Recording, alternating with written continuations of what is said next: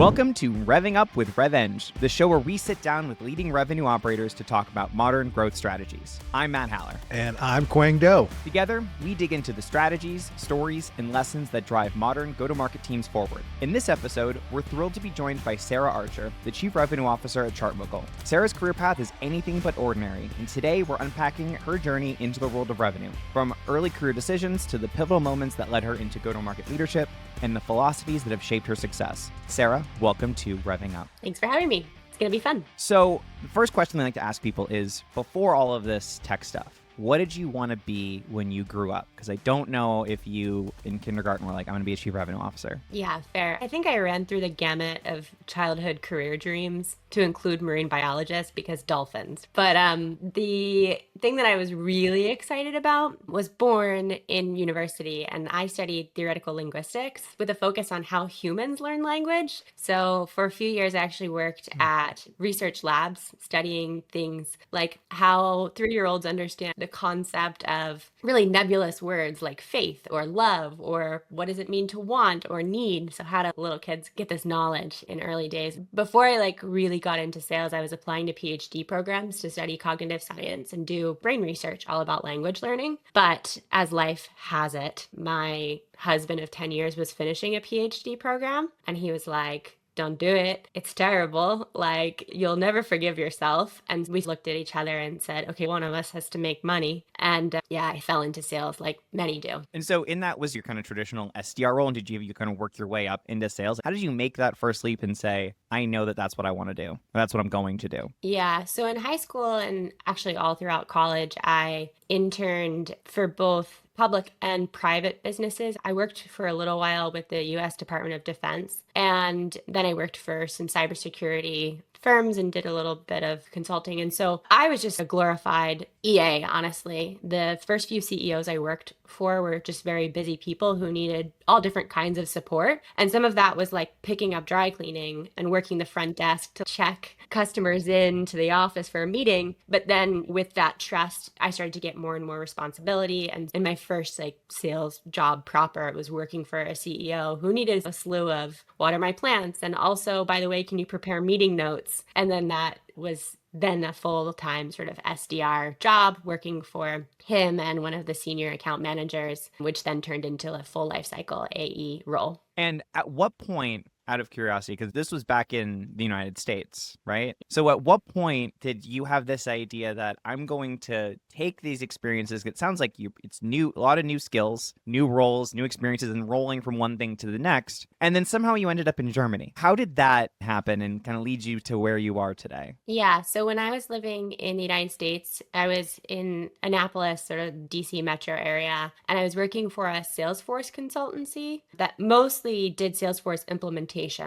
That was really their bread and butter. And so I worked as an SDR and an account executive there. And just by virtue of the fact that it was a Salesforce consultancy, I got to build things in Salesforce, which was really fun because part of why I love linguistics and cognitive science was because it was this intersection of the humanities and technology. So it was like we could ask existential questions about what's the difference between want and need, but we can run it on a brain scanner. So Salesforce was interesting for me in the way that I could do the consulting and sit down and say, okay, talk to me about what your dream sales process looks like. And then we could transition that theory into something that we could then build into the product. So I think in reflecting on that, Matt, I'm just really lucky that I ended up at a Salesforce consultancy early in my career because I had the opportunity to figure out what it takes to build software because we were selling something that didn't exist. And then we would have a team of people that would go and build it. Yeah, I really honed in on those skills. And then when life presented my husband and I the opportunity to move to Germany, we did what anyone sane in their 20s would do and say, yes, Europe sounds fun. And so I had convinced my CEO at the time. I said, look, I'll give up my sales territory, which was like Sonoma County, California, and I'll take a back office ops and enablement role, which I can do remotely from Germany. So you have worked with me for years. You trust me. Allow me the opportunity to try what this is like overseas. And so we moved here, Northwest Germany, for my husband's career. And I brought mine with me and really leaned into the ops bits and pieces. So yeah, that's how we ended up here in the biking capital of Germany. How did you make it to ChartMogul? You were doing Salesforce work and Salesforce development work.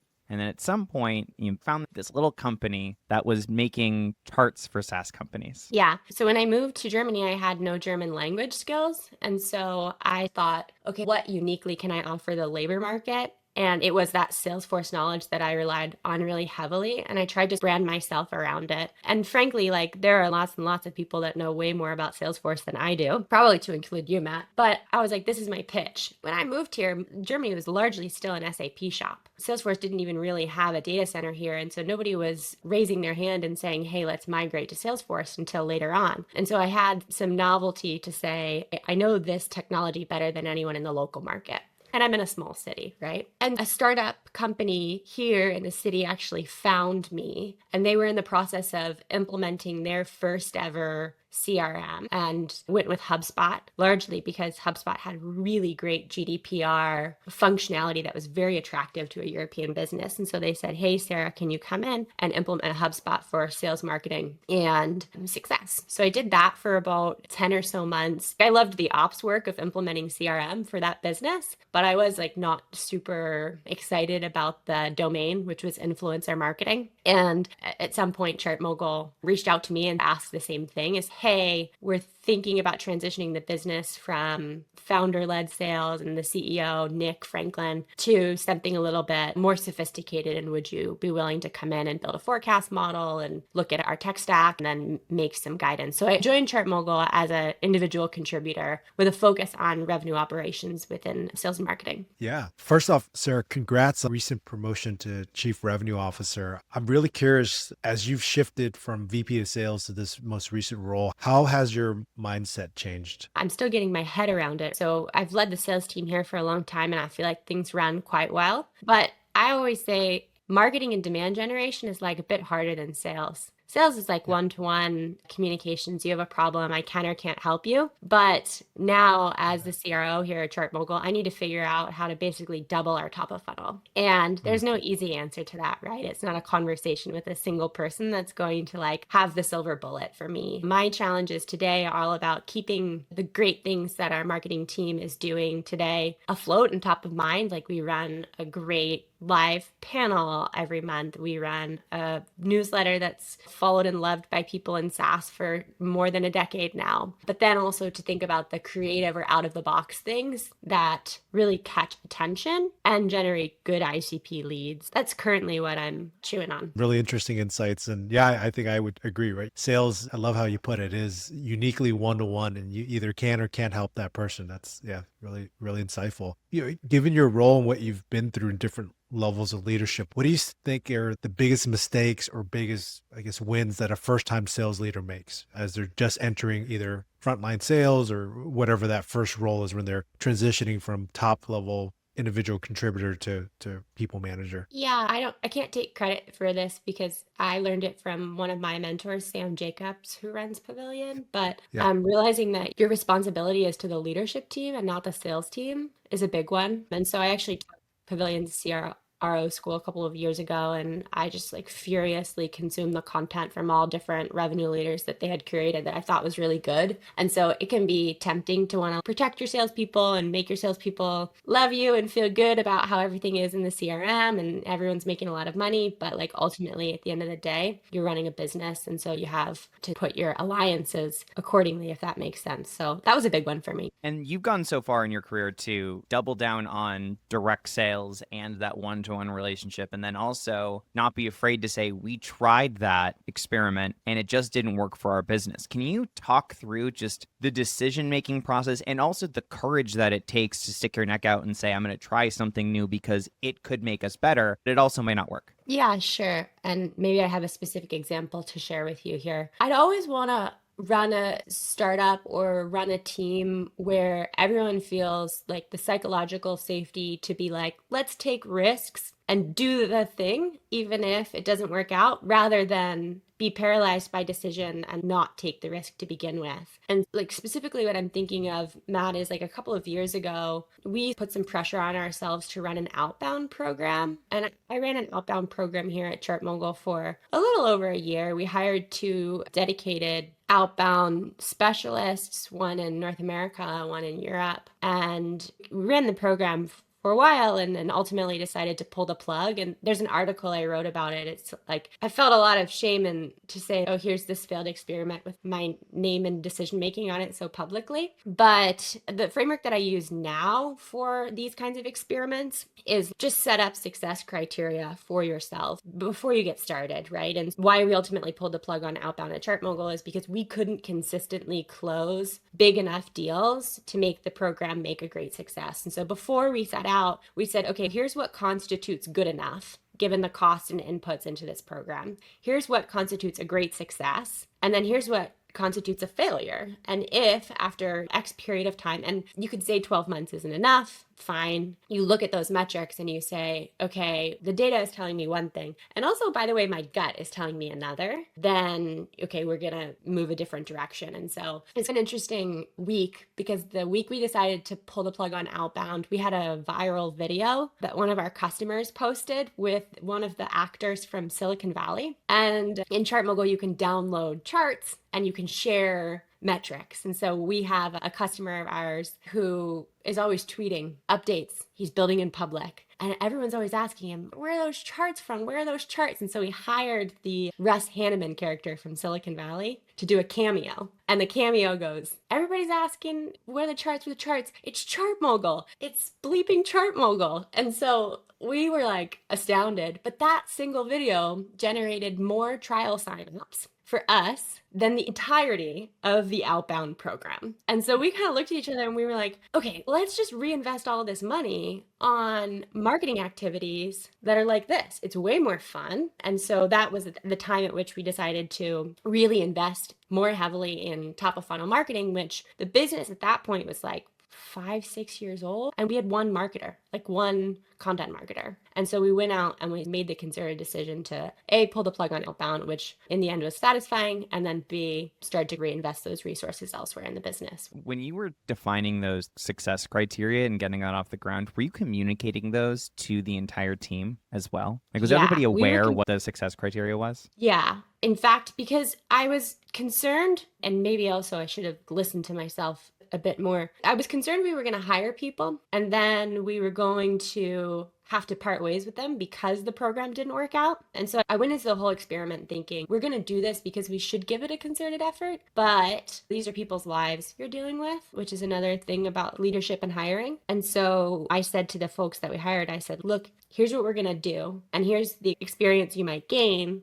And here's the outcomes that we could be met with in the not so distant future. So I want you to know where we're at going into this. Do you agree, kind of thing. And so, yeah, all of that had really been communicated, I think, to everyone except the board. And I remember that when we did pull the program, my CEO said, hey, Sarah, I want you to come do a presentation for the board on why we pulled the plug at Outbound. And it was the first time I had presented something like this to an audience like that. And I was really sweating it, but they had some good ideas and some challenges for us. And who knows, maybe we'll revisit it at some point if the mechanics of our business change. And if I just kind of play the story back, it seems like what worked well in this situation was, number one, you went in with a clear mind of this is what success looks like and this is what failure looks like. We're all on the same page about that. It's not going to be a secret. All the directors are going to know, but my individual contributors won't. You also looked at the data and said, this is what's important to us. We know that we need top of funnel. We need trials because that drives our leads and ultimately drives revenue for us.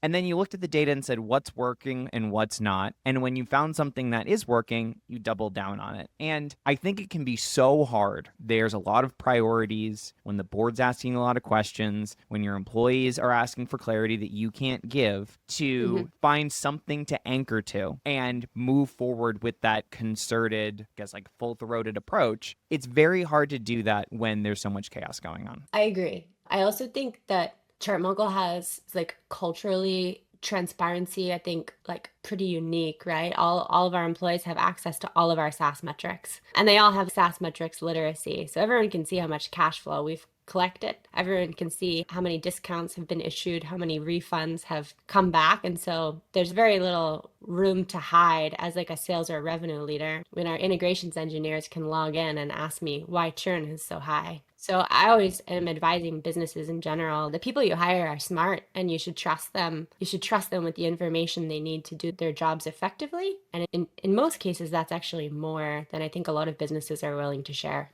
In the world of AI, you can't open anything without hearing it by AI. And I'm partly guilty for contributing to that. Is sales still a good job to get into, or career path, I should say? And what should people who are interested in sales or making a transition to sales, like what should they be thinking about doing to prepare for, career that's going to be shaped by this new wave of technology? I'd be silly not to say, don't get into sales. Sales is great. It took me a little while to really fall in love with it, frankly, but learning to recognize that you're good at something and you enjoy it and it helps people is like, it's really a once in a lifetime feeling. I think if I think back to my consulting days, this sort of, hey, I'm an expert in one thing, right? And maybe the thing is Salesforce implementation. And you have a need for that because you've got 100 people managing cases in Excel. Let me help you with that. Those things won't go away for sure. And so what I would say to folks that are like looking to get into sales is really developing a theory of business. So in order to articulate any sorts of solutions or do any sort of discovery and solutioning with a customer requires a really strong theory of business. And then it requires that expertise. And that expertise could be about any number of things, right? In our case, it's SaaS metrics. And I can really talk to you in great detail about how to get good, clean SaaS metrics data. And so can our team. And so I think, theory of business, SaaS metrics or P&L literacy is like good for pretty much everyone to have. And then an expertise in something that you feel like you can stand up in front of other smart folks and say, hey, here's why and how I can help you with that. What about data capabilities? Because one of the things that we talked about separately is that when you are selling technology and software, you're not expected to be the person doing the implementation or writing the API, but you need to have some idea of how math works, small idea about how math works, and how the product works. What's your perspective on how technical sellers should get in this new world? Yeah, I can tell you at ChartMogul, when I interview sales reps, I try to scare them away with how high our expectations are for technical problem solving. So I tell them in the interview process, you'll be expected to be able to speak to rate limits, to be able to read the dev docs, to be able to explain data models. And it's a technical sales job. By the way, in technical sales, you'll make more over the course of your career than your non-technical counterpart. And so it's join ChartMogul. It's a great place to learn. And from the chair or the point of view of Sarah, sales leader at ChartMogul, I would say that threshold's pretty high. I'm having reps in their recruitment process do small things in Postman and show me, something and then explain how they got there, because they can't rely on our support team to answer questions about data models because it destroys their credibility and then their win rates. And so you don't need necessarily to write SQL would be good, write Python would be awesome. I don't do either of those things, but I can look at a Jupyter notebook and make sense of a data table. And I think there are certainly sales jobs where none of those things are required, but for technical products like ChartMogul, it's really table stakes. And as more companies continue to shove chips into everything they make, everybody's becoming a software company. So whether you are selling washing machines or you're selling a car or you're selling cloud solutions, we're going to have the same kinds of questions from your clients. And you need to be able to speak to that customer journey because that's the experience those customers are going to have anyways. And they're going to come back to you complaining one way or another. Yeah, I totally agree. My last question before we wrap up this episode is what's next, right? So you've stepped into this new role at ChartMogul, and what's the next horizon? What are some of the things that are top of mind for you for the rest of 2025 and into 26? Everyone listening to this podcast going to sign up for a trial of ChartMogul. I'm sorry, that's cheeky. I can't.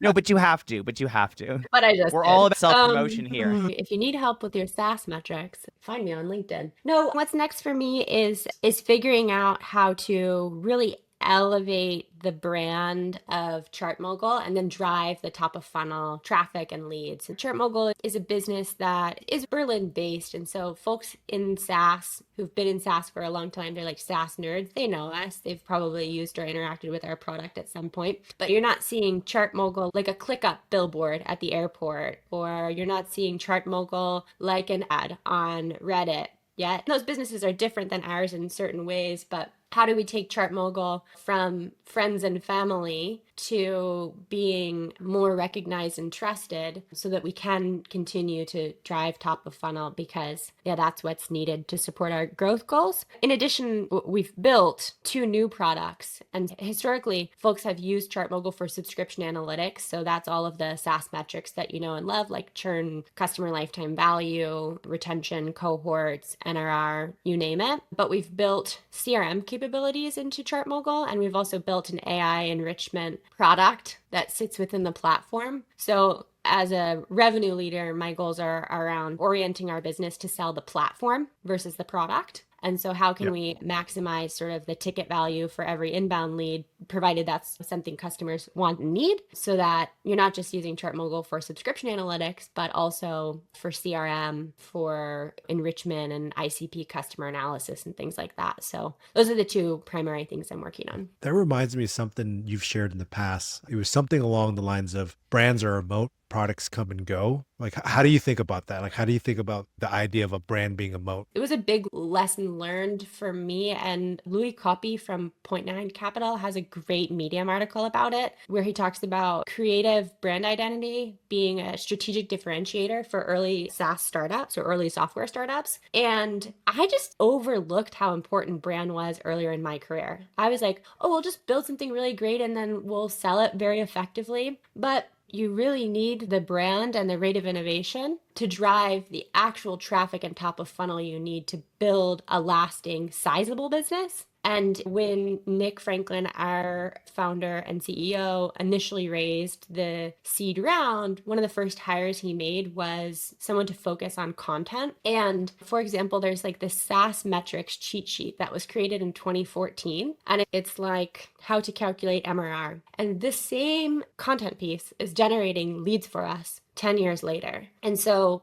granted, competing for attention was different 10 years ago, but people always say, oh, your company's much smaller in headcount than we thought. You're only 65 people. And I think that's a testament to having in-house creative, really strong brand identities, where good thing I'm not a founder, because I would have never spent time on it. I was like, brand guidelines, that feels like a waste of time. It's not. And that the best branding is not what color your logo is or what font you're choosing. It's the stories that you're telling that explain to people 2 things. Number 1, what it is you do and the problems that you solve, but the credibility that they can trust you because you've been there and you know the seat that they're in. And I think that's when you do it well and you do a little bit of humor, maybe you have Russ Hanneman on it, it's fun and it tells the story. And that's when virality works and you start to be able to get the efficiencies that you're talking about. Yeah, 100%. Sarah, we do have to, unfortunately, stop it here for this episode, but we know you're going to be back with us next week to talk all about tech bloat within the sales tech stack. So stay with us. Thank you very much for tuning in, and we'll be back next week.